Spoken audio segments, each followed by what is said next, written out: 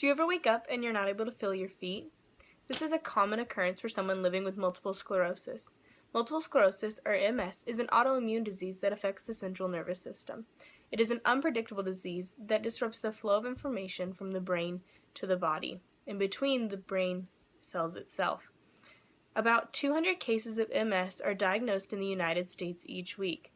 I've been raising awareness and funds for multiple sclerosis and the Multiple Sclerosis Society for about 6 years now, since I was a junior in high school. My involvement only increased when I joined my sorority Delta Phi Epsilon in college at Tarleton State. In my presentation, I will talk about the definition of multiple sclerosis and the common and rare symptoms of the disease. I will also talk about my personal connection to the disease and how to get involved with the Multiple Sclerosis Society. The textbook definition of multiple sclerosis is an immune-mediated process in which the body has an abnormal response directed against the central nervous system, or the brain, spinal cord, and optic nerves. In layman's terms, it is an unpredictable and often debilitating and disabling disease that disrupts the flow of information from the brain to the body and within the brain itself. This can lead to a variety of symptoms that vary from person to person depending on their case and the severity of their MS. The most common symptoms that affect the most amount of people are tingling of the extremities, not being able to feel your fingers and toes, dizziness and vertigo, standing up too quickly, the feeling you get like that would be them just sitting, standing, doing their normal everyday activities. Also, they can have bladder and bowel problems, walking difficulties, and vision problems. Rarer symptoms that only affect a small amount or a small percentage of people are speech problems, tremors, seizures, hearing loss, and or swallowing problems. Some affected by multiple sclerosis can experience any number of these symptoms. You could have tremors and seizures, you could have tremors and vision problems. It really all depends on your symptoms in your case of multiple sclerosis.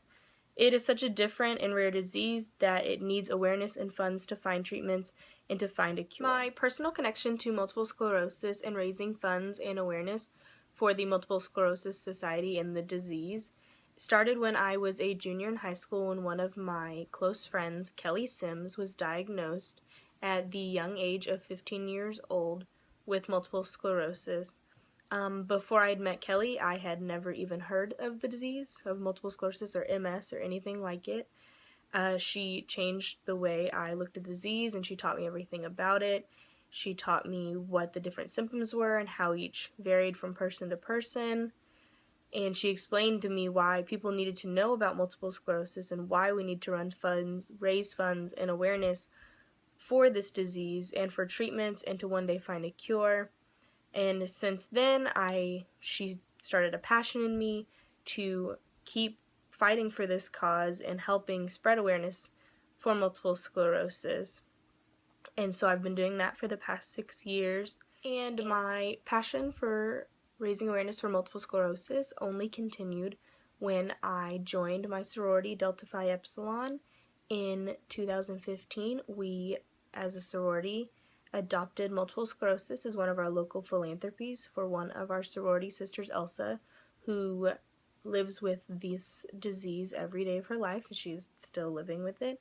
And we adopted this philanthropy to raise money for her and also raise awareness to Tarleton students about the disease. There is another Greek organization on campus, Alpha Gamma Rho, who does do philanthropy events for multiple sclerosis, and we have paired up with them in the past to have joint events and bring awareness to the Tarleton campus, to Tarleton students, faculty, and staff about what this disease is and to help us raise funds for the Multiple Sclerosis Society as well as our sister Elsa with her treatments. When Delta Phi Epsilon adopted this philanthropy, it brought two of my loves together, my sorority and the passion for raising awareness and funds for multiple sclerosis, and it just made things so much easier for me to further spread the word about multiple sclerosis, and it gave me further opportunities to let others know how to help this cause and to help find a cure and to find treatments for everyone living with multiple sclerosis. And the last way to get involved with the Multiple Sclerosis Society is a definitely creative and unique way. It is do-it-yourself or DIY fundraising, where you can choose how you want to fundraise and you can come up with your own idea of how you want to do this. I know that one creative idea is a group of guys go to bad concerts sober and vlog about it, and then their views and how much they are viewed on YouTube raises the money for it and also raises awareness about multiple sclerosis and why they are going to these bad concerts sober.